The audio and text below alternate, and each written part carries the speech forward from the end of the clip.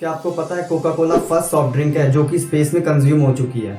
और Coca Cola okay के बाद सेकंड मोस्ट पॉपुलर वर्ड है पूरे वर्ल्ड में। मगर Coca Cola is nothing but sugar and water. मगर फिर भी बाकी बेवरेजेस के मुकाबले लोग कोका कोला को पीना ज्यादा पसंद करते हैं। और इसी वजह से कोका कोला का रेवेन्यू साल 2020 में $30 बिलियन था और अगले ही साल ये रेवेन्यू बढ़कर $38 बिलियन हो गया। और मजे की बात तो ये है कि कोका कोला की लेटेस्ट फाइनेंशियल रिपोर्ट यह बताती है कि फाइनेंशियल ईयर 2022 में कोका कोला का रेवेन्यू $40 बिलियन होने वाला है।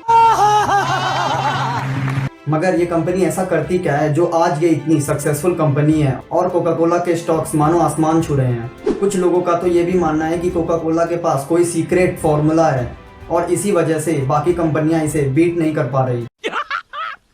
मस्त जोक मारा रे, ये हंस रहे हलकट हंस। और सबसे इम्पोर्टेंट बात, ऐसे कौन से बिजनेस लेसन हैं जो हम इस केस स्टडी से सीख के अपने बिजनेसेस में अप्लाई कर सकते हैं।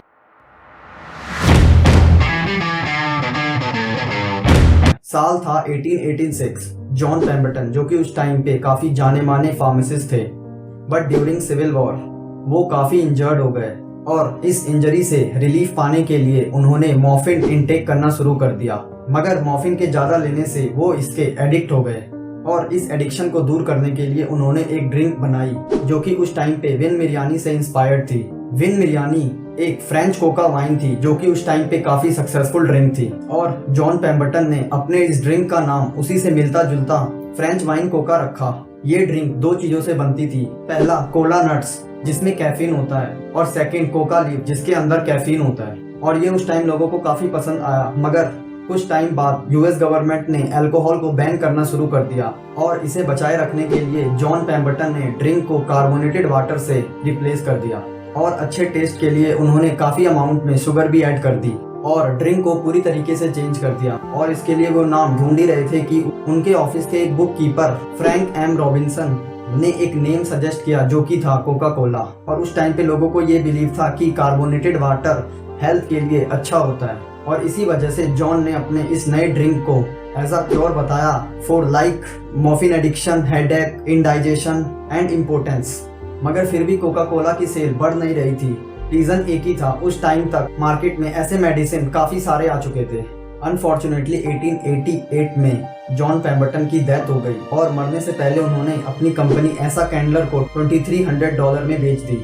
और इसके बाद कैंडलर ने धीरे धीरे कंपनी के सारे शेयर एक्वायर करना शुरू कर दिए क्योंकि उसे कंपनी के ऊपर फुल कंट्रोल चाहिए था। अब यहाँ से कोका कोला कंपनी का गेम पूरी तरीके से बदलने वाला था। कैंडलर ने कोक की मार्केटिंग एज अ मेडिसिन ना करके इसे टेस्टी रिलैक्सिंग ड्रिंक बता के मार्केट किया और मात्र 10 सालों में कंपनी ने मैसिव ग्रोथ किया।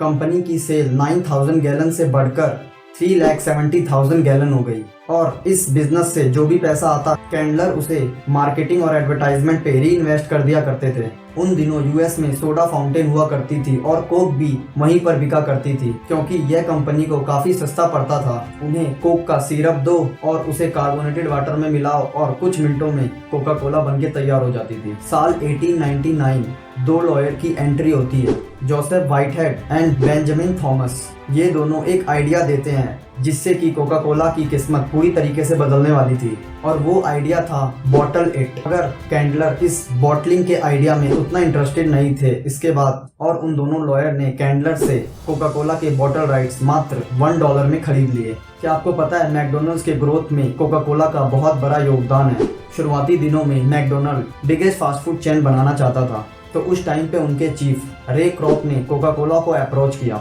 एक पार्टनरशिप को बिल्ड करने के लिए क्योंकि उस टाइम तक कोका कोला एक वेल नोन सोडा ब्रांड बन चुका था और शुरुआती दिनों में मैकडोनल्ड कोका कोला का ऑफिस भी इस्तेमाल किया करता था। और आज सबको पता है मैकडोनल्ड कोका कोला का सबसे बड़ा कस्टमर है। कोई भी चीनी पानी बेच के $1 बिलियन की कंपनी तो खड़ी नहीं कर सकता, तो कोका कोला ने ऐसा क्या किया जो आज वो इतनी सक्सेसफुल कंपनी है। कुछ लोग कहते हैं कोका कोला के पास कोई सीक्रेट फॉर्मूला है, मगर ऐसा बिल्कुल भी नहीं है। कोका कोला का फॉर्मूला तो आपको गूगल पे भी मिल जाएगा और आप चाहे ऐसी ड्रिंक बना भी ले मगर फिर भी आप कोका कोला को कॉम्पीट नहीं कर सकते। और यही वो चीज है जो कोका कोला को इतनी सक्सेसफुल कंपनी बनाती है, वो है मार्केटिंग और एडवर्टाइजमेंट। कोका कोला अपने रेवेन्यू का 18 से 20% मार्केटिंग और एडवर्टाइजमेंट के ऊपर खर्च करता है जो कि 2016 में $4 बिलियन था and this is a huge amount. Coca Cola product नहीं इमोशन बेचता है, क्योंकि वो चाहता है लोग कोका कोला से काफ़ी डीपली कनेक्ट कर पाए। क्योंकि कोई भी व्यक्ति iPhone, Gucci, Armani, Nike, Rolex इसलिए नहीं खरीदता क्योंकि ये महंगी है, लोग इनके पीछे के लग्जरी इमोशन को खरीदते हैं।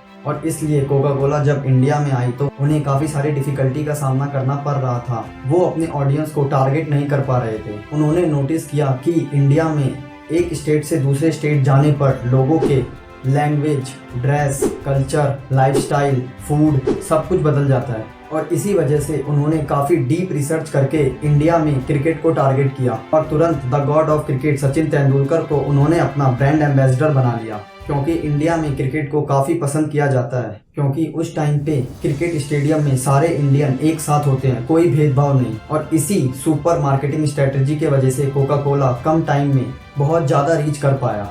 और सेकंड, जो कि मोस्ट इम्पोर्टेंट फैक्टर है कोका कोला के सक्सेस के पीछे, वो है डाइवर्सिफिकेशन। कोका कोला अपने रेवेन्यू का बहुत बड़ा पोर्शन अपने बिजनेस को एक्सपेंड करने में लगाता रहा और मात्र कुछ सालों में कोका कोला ने एक से एक सक्सेसफुल सॉफ्ट ड्रिंक को लॉन्च किए, like Sprite, Fanta, diet Coke, Thums Up और लेमन लाइम ड्रिंक।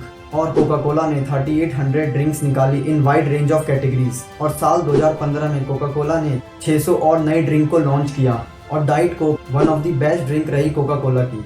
आज कोका कोला की पॉपुलैरिटी के पीछे वर्ल्ड वार 2 का भी बहुत बड़ा हाथ है। वर्ल्ड वार 2 के दौरान कोका कोला ने ये अनाउंस किया कि सभी सोल्जर को कोका कोला 5 सेंट में मिलेगा। इसके बाद मानो कोका कोला के लिए लाइन सी लग गई और उस टाइम पे लगभग every citizen in US consumed Coca Cola every single day. और अब सबसे इम्पोर्टेंट चीज, ऐसे कौन से बिजनेस लेसन है जो हम इस केस स्टडी से सीख सकते हैं। फर्स्ट, री invest your money. Coca Cola अपने रेवेन्यू को हमेशा री इन्वेस्ट करके अपने बिजनेस को और एक्सपेंड करती रही और रिस्क लेकर नए नए प्रोडक्ट को मार्केट में लॉन्च करती रही, जो कि लोगों को काफ़ी पसंद आया।